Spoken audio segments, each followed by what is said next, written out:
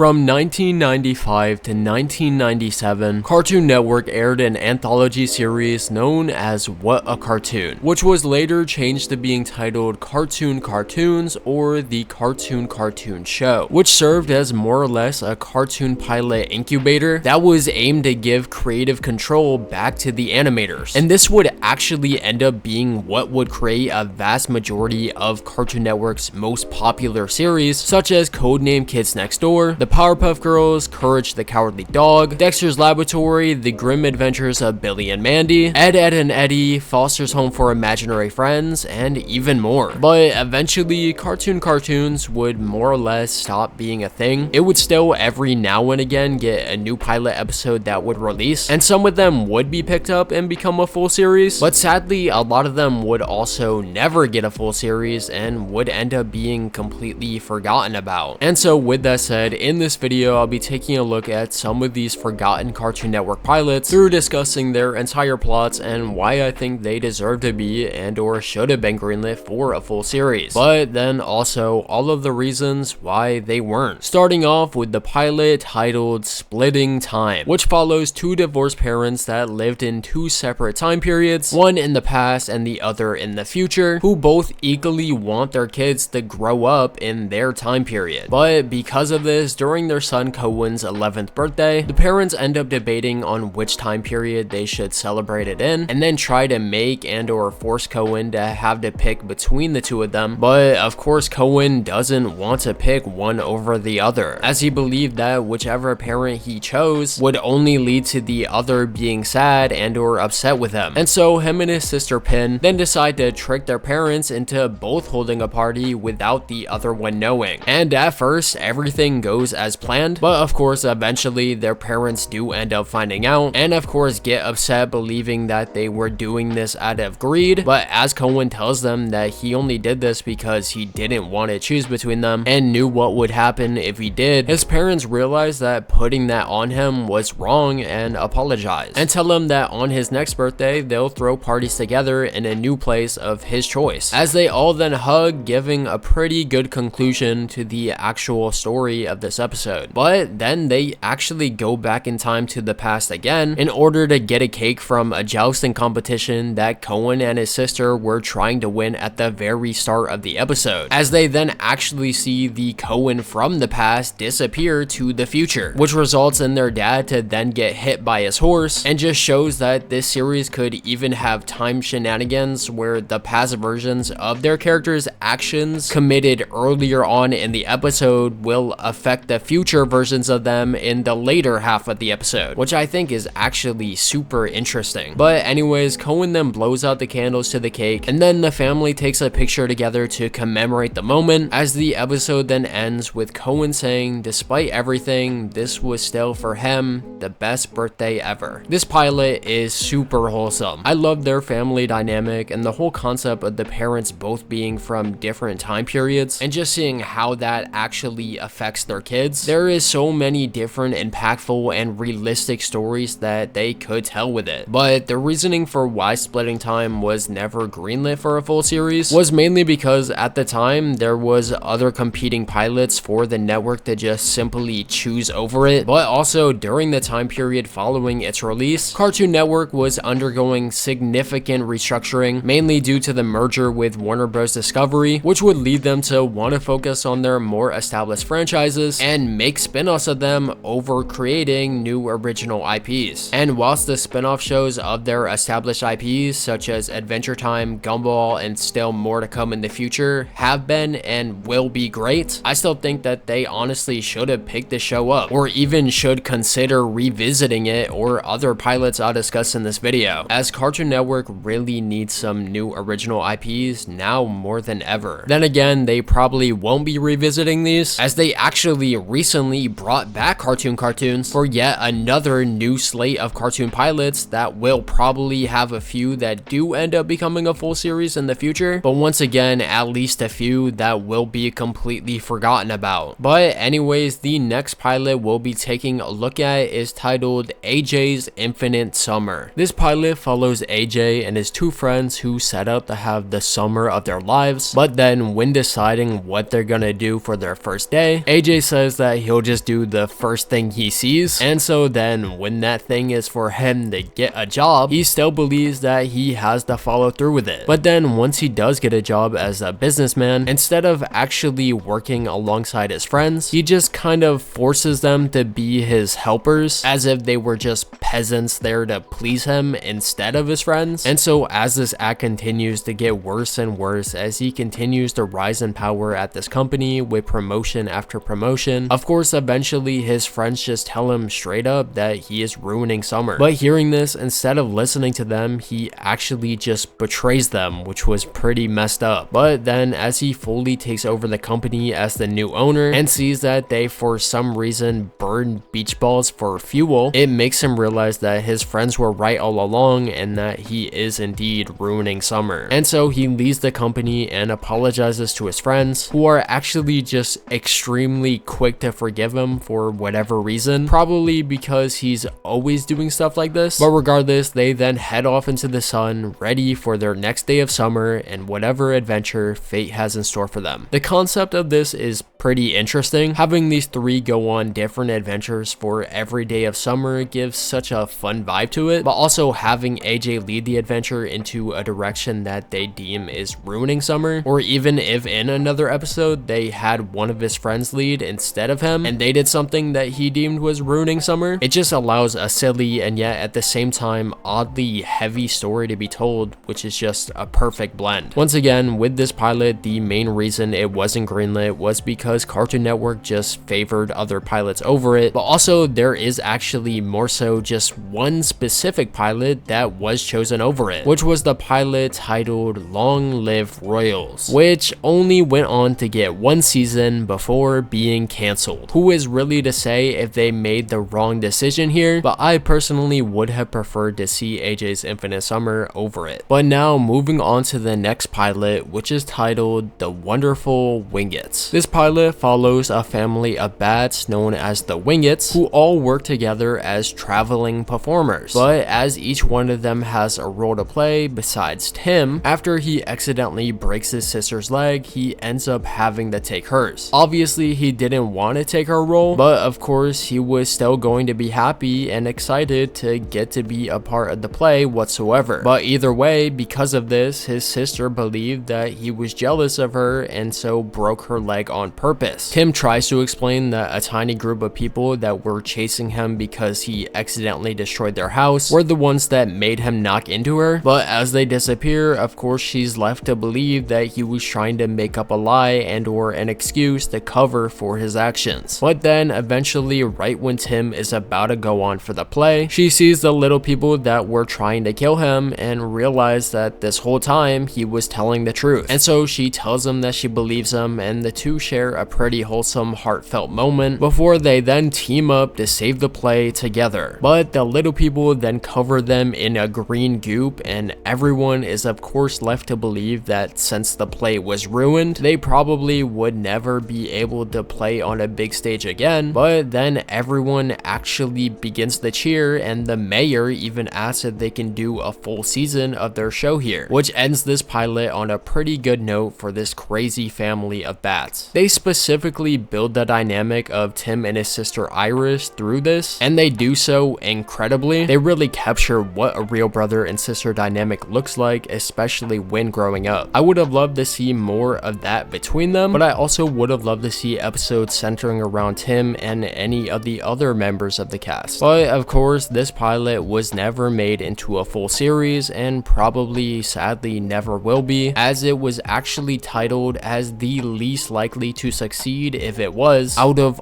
all of the pilots that were released at this time, as well as was apparently not captivating enough, which I just personally disagree with. I think that this is one of the best and most entertaining pilots to have ever released, and it's probably also my second favorite out of all of the ones that I'm discussing in this video. But the next pilot I'll be taking a look at is titled Legendary Place. This pilot follows the owner of a restaurant called The Legendary Place, who bows the responsibility of keeping up with the standard that the restaurant has for its name onto his two kids named Arnold and Mel, as he assigns them with the task of making a delivery whilst telling them to not disappoint him. I would deem this as bad parenting that would probably mess them up later down the line, but in this case it seems they actually want to support the restaurant and or make their father proud. But as they're driving to deliver the food, we see that their dad was making them do it because a restaurant inspector was coming to see just how legendary this restaurant really is. But as he was also aiming to find something that would take away that title from it so he would be able to shut it down, although his kids weren't aware that this was happening, made whether they delivered this food on time now way more important. But then of course, as they start driving through cones on the street, the food goes flying off their car and almost gets ran over, and they do manage to save it here. But then as they also had to fight some teenagers in the street who try to stop them, by times they actually do deliver the food, it's pretty messed up. Somehow, even so, despite this, once they return to the restaurant, we see that not only did they get a tip, but also were given a note that said that the order was so late that it was legendary. And so seeing this, the inspector has to leave with nothing, and thanks to them, the restaurant was saved despite them not even knowing who he was or that was even happening, which is pretty funny. This pilot's animation style and background music is something that you would just expect to be a full series on Cartoon Network. The vibes are so similar to shows like Steven Universe, Regular Show, and OKKO Let's Be Heroes, each in different ways, but mainly through them having these moments where the world just changes into what the characters are imagining it to look like, whether just with a background change or with them even making the group of teenagers that they had to fight earlier just into actual trolls. It just makes everything that they're doing feel all the more suspenseful and at the same time unrealistic and fun, which is a super good blend to have with the actual real important dilemma that is presented. But despite being this good, Legendary Place was never given a full series and more than likely never will be, as it was also left behind in favoritism of other pilots, but also of course due to the corporate restructuring of the company due to the merger with Warner Bros. But anyways, now we'll be taking a look at the pilot titled Mushroom and the Forest of the World. This pilot follows two forest sprites named Mushroom and Leaves, who are given their final assignment in order to earn a cloak to become a leaf keeper, with this assignment being to teach a bird named Gale how to sing her unique morning song before sundown. But as they then realize that Gale can't sing whatsoever, they try to use a magic crystal from the forest witch to fix it, but it of course only makes things worse. Although eventually they realize that whilst Gale isn't good at singing, she actually is good at poetry, and so they help her to embrace that gift instead, which actually does manage to get Gale to find her voice. And so whilst they didn't exactly follow their assignment, but still regardless managed to help someone, Mushroom and Leaf are finally rewarded with their well-deserved Leaf Keeper cloaks, as that is a Leaf Keeper's most important tradition. I would have loved to see more stories within this little village of people training to be these Leaf Keepers as they help out other people or animals within this forest. That concept alone is super interesting and overall incredibly cute, but also with that it offers these sometimes autumnal and in other times ethereal shots of this forest, which are just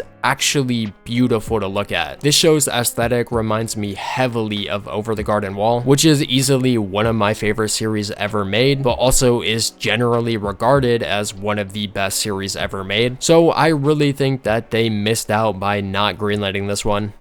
The next pilot is probably my favorite out of all of the pilots in this video, and the one I honestly believe that if it was greenlit for a full series, would have gone on to be one of Cartoon Network's most popular and most loved series ever. The pilot I'm referring to, of course, being Trick Moon, which followed two wolf pups named Trickshot and Pocket, who after their heroic older brother Prince gets trapped inside of a magic moonstone, now had to become heroes themselves in order to protect him. him, as of course the Moonstone clearly holds some form of great significance and is wanted by all of the villains in their world. This pilot offers just about everything you could want in a Cartoon Network show: good characters, animation, fights, and even by the end of it, begins to hint to it having a proper story arc, with the main antagonist of the series showing up and them only revealing his silhouette and making it seem like he's probably their father and that something turned him evil, which is super interesting and just actually makes me want to see more and learn the answer to why, but sadly we probably will never know, as despite Trick Moon's popularity and it seeming like it would be apparent if it would be greenlit for a full season, the creator of Trick Moon, Geneva Hodgson, would then state in a tweet that she got a call from Cartoon Network telling her that they wouldn't be continuing forward with the development of Trick Moon, as well as that her project is just one of many casualties of corporate restructuring. Of course, this shocked fans and creators alike, and even the creator of OKKO, who stated that he was looking forward to seeing more Trick Moon. But Geneva would also then tweet, "If you're a studio looking for a fun and energetic action comedy that already has great talent attached and the world's sweetest fans, call me," showing that she didn't want to just give up on Trick Moon even if it wouldn't be coming to Cartoon Network, and at the time making it seem like we would still be getting it one day, which whilst I guess it's still possible and I truly would love to see it make a return and actually get the treatment it deserves, it has now been 5 years since this all went down and Geneva seems to be focused on other projects, so Trick Moon is probably dead sadly, so that kind of sucks, but we could be getting another pilot by her in the future, which I truly hope we do. But nonetheless, that is all of the pilots that I believe should have been greenlit for a full series, and or at least just don't deserve to be forgotten about, with Cartoon Network bringing back cartoons and possibly wanting some new original series. Maybe they could actually give these shows another chance if they start being talked about again. Maybe not, but regardless, I still wanted to bring them back up if it's even remotely possible. But nonetheless, that is going to be the end of the video, so consider dropping a like and subscribing to the channel for more content like this, and I'll see y'all in the next one,